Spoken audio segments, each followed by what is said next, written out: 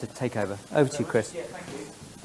I'm going to let you a little secret actually, because quite often I get asked to do the panel straight after lunch, and the reason is that nobody else wants to do it because everyone else is thinking about the dinner. They're thinking, what a great lunch that was. You know, they're thinking, I should have had some more. You know, they're not thinking about this fantastic panel that we've assembled at great personal expense. They're not thinking about that, which is the reason why I've decided to try something a bit left field. So today I was thinking I'm going to give somebody a prize, one of the audience or the panel, the person who stands out as the person who asks the best question or maybe gets involved is going to win a prize. Okay, and I'll tell you what this prize is.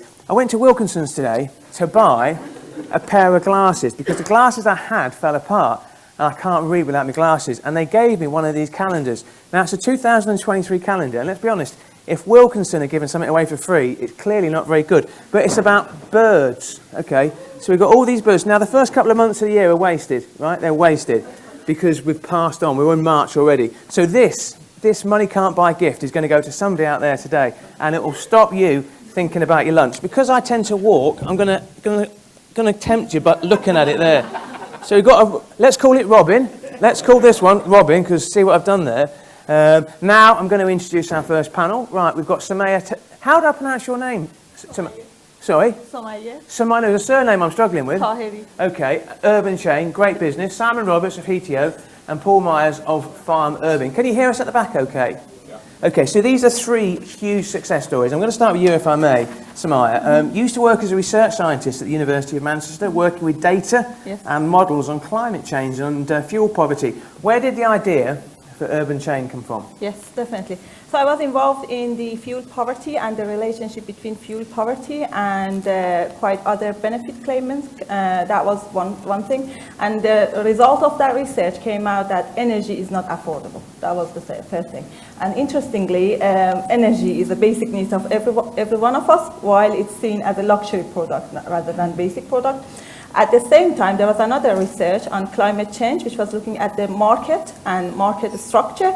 And I found a broken model in the market structure. When we buy energy very cheap, like about £40, £50 per megawatt hour, and then sell it to customer at £200 per megawatt hour, which came as like a broken cycle to me, why this is like 5 times, 4 times more than what is expected. And then that was my job to look at why it is. And then that was the reason that came out, like peer-to-peer. We need to exchange between generators and consumers directly without a middleman. That was key. Now, a lot of people in the audience will be, the eagle-eared amongst us will be thinking, where's that accent from? The answer is Wythenshawe, isn't it? Yeah. Absolutely.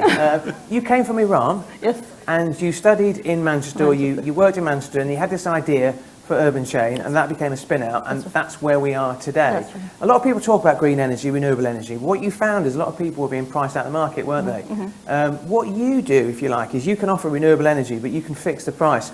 And it's become really sexy because of the vagaries in the energy prices. Just explain how you open up renewable energy to the mass population. Yeah.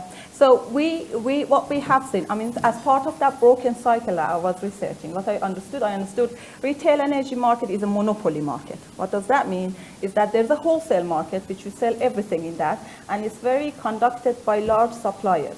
And they are in a quite like tacit way, they control the price based on what they want to achieve. What happened then, that monopoly means that we don't have any other option to change the price. So what we did, we decoupled renewable from the wholesale market, create alternative market for them, and then the price is set between consumer and generator with a quite like agreement between these two rather than based on the wholesale market price. You founded Urban Chain, I think, like I mentioned, in 2017. In your first 2 years, you entered 30 competitions and you won them all. Yes, all of them. Absolutely, yeah. Yes, all of them. Wow. Thank you. Thank you.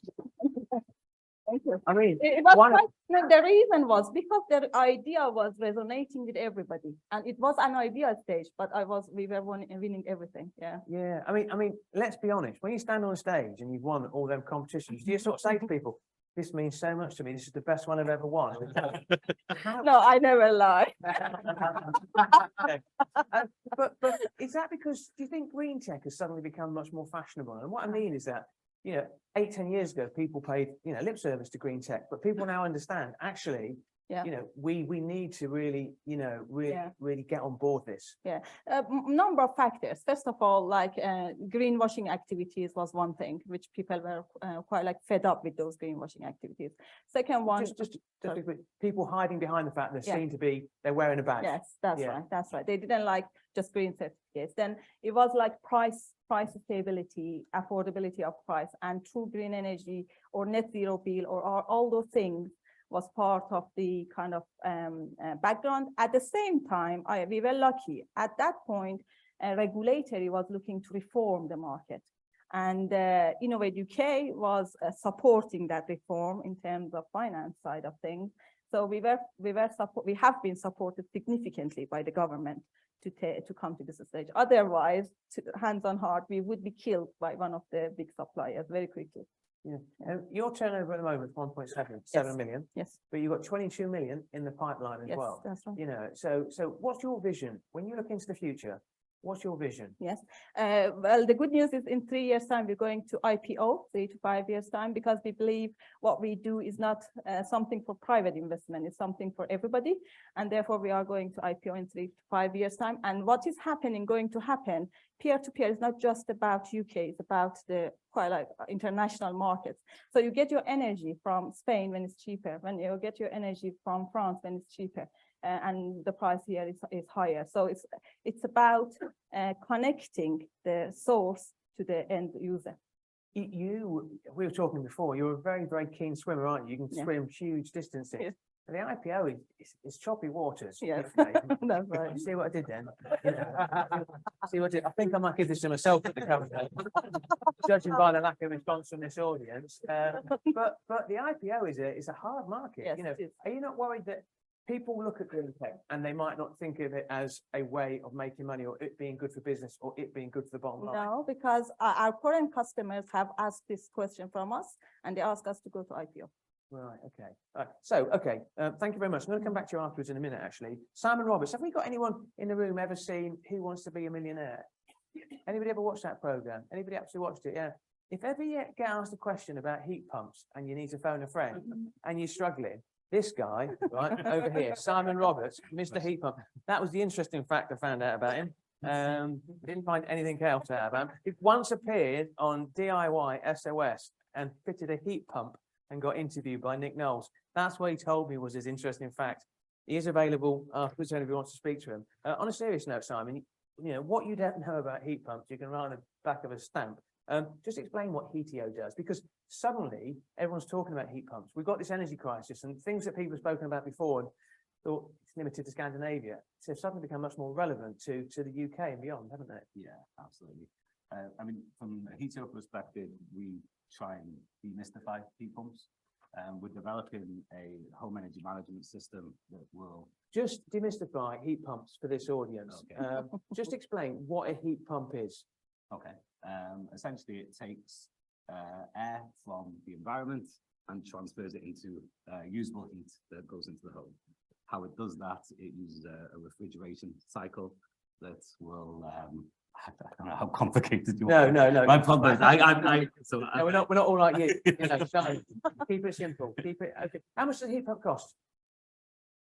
It varies. What's from what to what? I mean, one of the biggest issues with heat pump systems is cost, and it's one of the biggest things that we're trying to address. So typically, if you were to ask the market, a heat pump system would cost anywhere between £10,000 to £15,000. We believe the heat pump systems can go in for as little as £3,000 to £4,000. You know what? For a second, I generally thought you had a bee tattoo on your neck, and I realised it's the right thing. I thought, wow, well, that's amazing. Much respect to you. You know, you can see it now, can't you?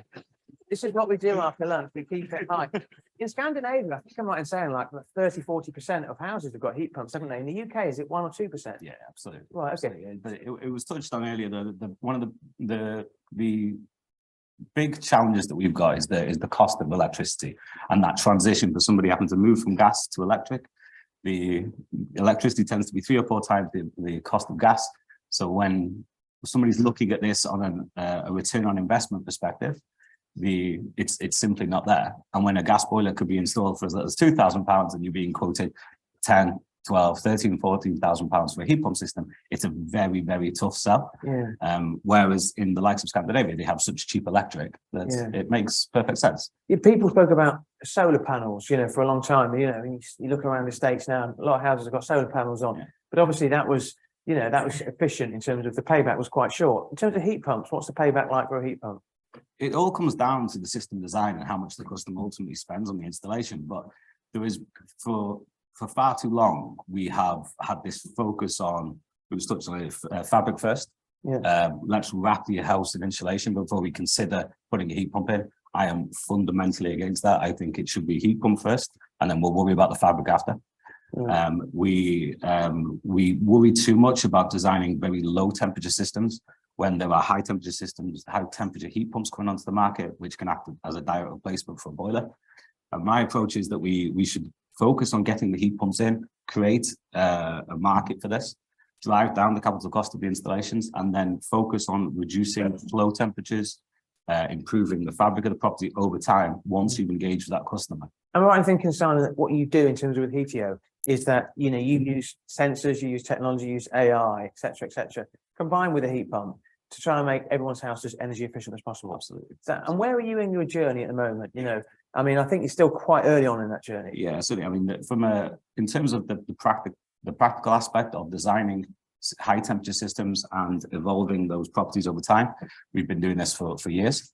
In terms of our tech, or our clean tech approach, we actually started a funding round in November of last year, with the target of raising 500,000 in our seed funding round, and we actually have pretty much achieved that now, literally in the last few days. When you were talking to investors, and you said green tech, and you said heat pumps, what was the response of the investors? Was it, were half of them really engaged and they got it, half of them didn't? What sort of percentage? To be honest, I think we got a better response from our angel investors when we started talking about the green credentials and the push towards that than we got from any of the financial institutions or the VCs that we spoke to. Okay. So I think the average person, especially if you have funds to invest, is very, very interested in supporting this market. Yeah. What's the vision for Heatio? When you look into the crystal ball, you look into the future, what do you see? I'd love us to be in a position where we are the go-to home energy management system for any domestic property across the UK. I'd like to be in a position where we have made a significant difference in bringing finance to the table under our heat and energy as a service propositions. If we can give, with our data-driven solution, if we can give the financiers confidence in the forecasted performance of these systems, I think that's going to be the key that breaks the industry and brings those two parts together, the technology and the finance. And that, I think, we'll see a big... Is it just heat pumps that you're going to focus on? No, absolutely not. We do heat pumps, we do solar PV, battery storage. And to me, that combination is perfect. To me, that is energy as a service. If we go into a home and we can supply the solar, the battery storage, the inverter and the heat pump at no capital cost, and we essentially rent that to the customer over a prolonged period of time, where they pay for the energy that's generated, that is the golden. Can I just ask, quick challenge, anybody in the room got a heat pump? Okay, anybody else? I haven't got one because it's going to be 28 grand, and then said it wouldn't heat my house in the winter, so I'm very interested in these heat pumps.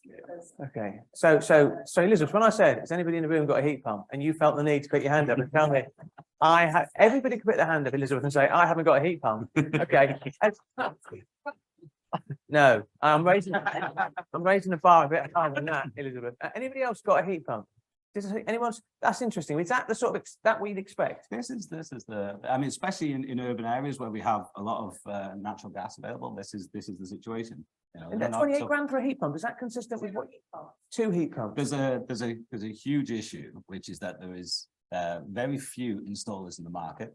So those installers that are in this market have the opportunity to essentially leverage that and charge very high prices. If you don't want to go for it, guarantee there'll be somebody down the road that is willing to pay £28,000 because they're that desperate to get up. Whereas we're trying to break that market by going in and say, you've seen Octopus doing it now, British Gas are doing it. They're going in and targeting specific properties where the capital cost of an installation could be as little as £500, £1,500. That's where it needs to go. And the way they do that is by an improvement plan to your property. Put the heat pump in, maybe put solar on, and then start reducing energy consumption over time. rather than going in, and what you've probably faced there is a £28,000 installation to upgrade everything in the property and have this absolutely purest view of a heat pump But it's system. probably quite a big house, though, isn't it, Elizabeth? You know, that's part of the problem. And it's the reason why Yeah. so few people have a heat pump. But it's like, you know, my wife got an EV car, you know, which is great. It's a Zoe car. As long as you don't need to charge it, because then you're trying to find a charging point. And that was the issue with EV cars. The infrastructure is playing catch up with the number of cars that have been sold. Now, the thing is with, you know, heat pumps is that unless they're affordable and mainstream, then people aren't, unless they heat and work. But I think I would do it if I knew it worked and it would heat my home. Thank you very much for that. Paul Myers, Managing Director of Urban Farm. I don't want to embarrass Paul at all, but I said to Paul, tell me something about yourself. That's unusual. His hair, which is, as you can see, it's quite curly. Doesn't use any products. It's natural curls, isn't it? But no, that's not true. I do use products, but it's not perm. Yeah, absolutely. Absolutely. Now, that's got nothing to do with green tech, is it? But it's really interesting. So thanks for that, Paul. Right. See, this is what you do after lunch. Yeah. Farm Urban, brilliant business. Interviewed recently at an event in Liverpool where you were talking at a angel investment event. Spin out from the University of Liverpool. When you started this 2013, it's all about vertical farming. Just tell us a bit about Farm Urban. Yeah, so spun out 2013, really with a kind of broad mission, trying to make cities greener, healthier, more inclusive, and vertical farming, urban farming is kind of the main way we do that. So we've got a facility in the Baltic Triangle in Liverpool. So we distribute boxes of greens locally, delivered by cargo bike. Got quite a strong R&D basis underneath that. And then we offer education outreach programs to kind of get the vertical farming into local schools and community organizations. Well, not to embarrass anybody at all, but how many people in the room could accurately define what vertical farming is? Are you trying to win this prize? You know, yeah. How many people could accurately describe what vertical farming is? Yeah, okay, you sir. I mean, well, can you define it? Are you able to come up and define it to us? Is that so? Because I just I'll do it from here. go on, yeah, yeah. Basically, making sure you've got a growing medium, the vertical way of open horizontal. You're using things like greenhouses Yeah. and distributing watering systems in order to grow anything. Anyway. Tell you what, my friends, you've just won this. Just won this. No one else is going to win it. But you need to send me a picture of where it's being displayed in your house. I mean, that's interesting because people assume they know what vertical farming is, but to try and define it is different. It isn't as easy. Basically, that isn't it? How do you define what vertical farming is? Yeah, I mean that's it. So we're growing instead of growing out and across, we grow up. So Yeah. we can either stack horizontal planes or we can grow upwards in vertical columns. And typically it's using hydroponics. So we use water to irrigate and nourish the plants. And typically there's LED lights. So you can do it in a controlled environment, which means that it's like a Tuscan summer's day, 365 days a year. So you can guarantee quality, consistency, price.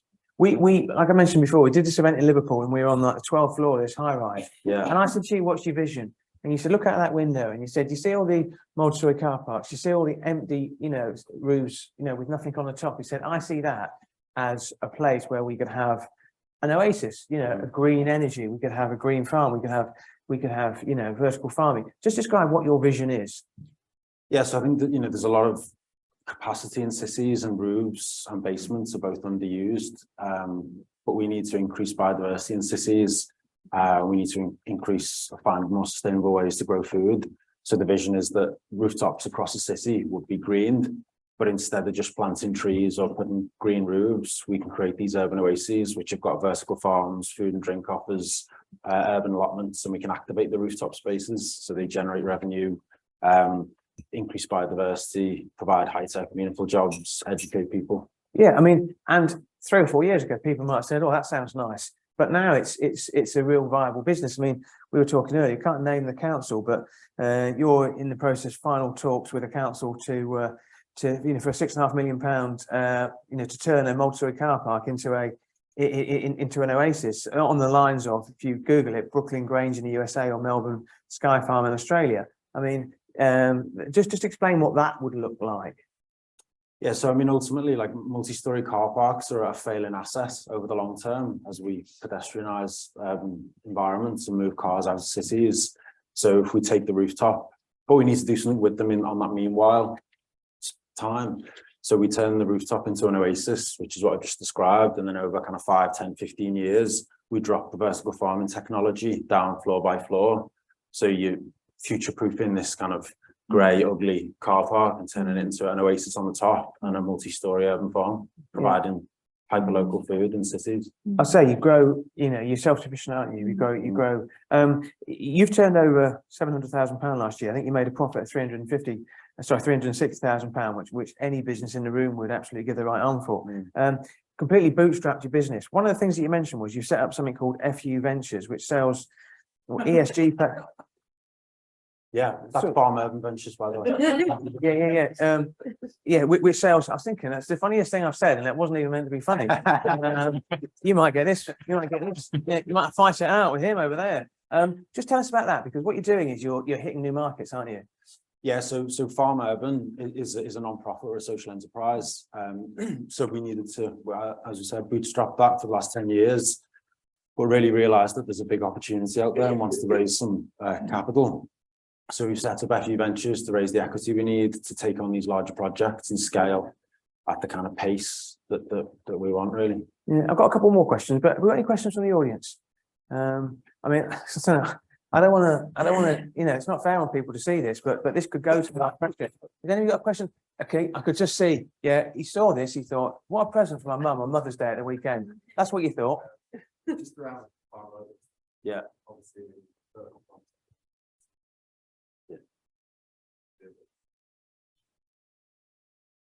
Indoors or whatever, you could stick to traditional outdoor farming. Yeah, sure. Good question.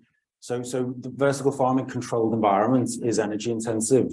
But if you use clean energy, then it makes the whole thing much cleaner. So if you take traditional agriculture, which is highly chemical based and intensive, and you look at the kind of environmental damage, biodiversity loss, pesticide and fertilizer runoff, and kind of ecological destruction, the cost of that is about 12 billion a year, which is kind of externalized from the cost of our food, but the taxpayer still pays it. And it's very energy intensive, but it's kind of hidden. So with vertical farming, the costs and the energy are front and center. There's big shiny LED lights, so you have to pay for them, but you can do it in a clean way, and through partnerships with kind of urban chain, we can do it in a democratic kind of fair, peer-to-peer, clean way. Yeah. And that's, well, the other one is one of the biggest impacts, environmental impacts, is that by growing food in this way, you then give that land back to nature. So it kind of goes hand in hand with rewilding. So you stop destroying the environment through traditional ag. You farm intensively indoors using clean energy, and then you rewild that land. And that's really what's going to do the majority of the kind of carbon capture. Mother Nature's been doing a good job for like 4 billion years, and we came and fucked it up over the last 40. So just give it back to her. Just April, you've lost that now. You had a chance of winning that, but the swear word. Sorry. Have you got any other questions? Okay. Hi, another one for Paul. I've come across Farm Urban before because in a previous life, I also ran an indoor farming company, which grew mushrooms rather than greens, which probably sounds a little bit more dodgy than the indoor greens. One of the problems we had was we wanted to do that same thing, which is around like reducing food miles and bringing fresh food to the masses in urban areas. But when it came to the business plan, it was we needed to make money. So we were selling to high value clients like restaurants and cafes. So we were trying to balance that with then looking at how do we give food to the masses. I'm just wondering what your customer base looks like, and are you encountering the same kind of issues? Yeah, so that's a real challenge, and something that as a social enterprise is being kind of front and center for us. So we sell under the brand Greens for Good, and that's the model. So 50% of all the produce we grow is donated to charitable partners, food banks, because we want equal access to the fresh, healthy produce, and then we sell it at a higher price point to people who can afford it.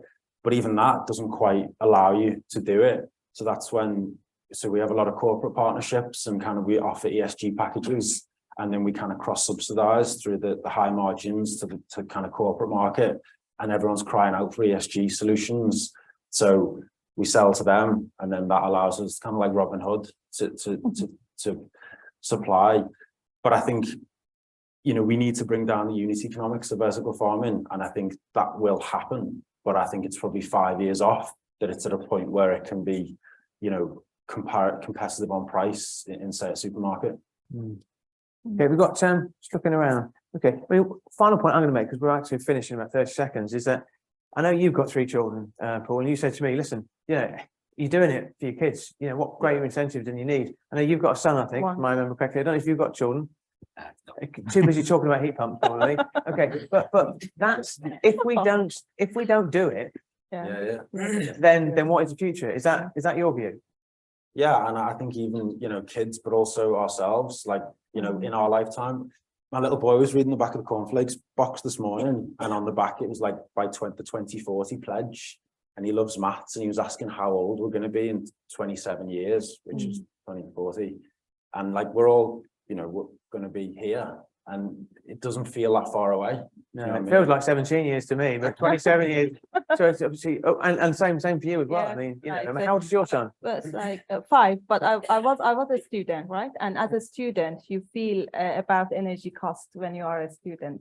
And when I was coming from Iran to here, I got flu 3 times in one winter, and I was like, okay, this is too cold. This is too cold. And I mean, the impact it had on my scores when I joined, kind of as a result of that, it is significant. It's not fair. It's not fair at all. And when I was doing fuel poverty, the same story of like children in cold homes get less, you know, I don't want my son to be in that position. Listen, thanks very much for our panel for being so great. I'm about to change somebody's life now, and I'm going to disappoint a lot of people in the room. I'm going to give this out, and I'm sorry to upset Elizabeth Clark. You know, the woman who's already got everything as well. I'm going to give it to the lady. No. I'm not going to give it to him. I'm not going to give it to him. I'm going to give it to this lady here who's got green shoes. You can't take it off me, otherwise I'll be embarrassed.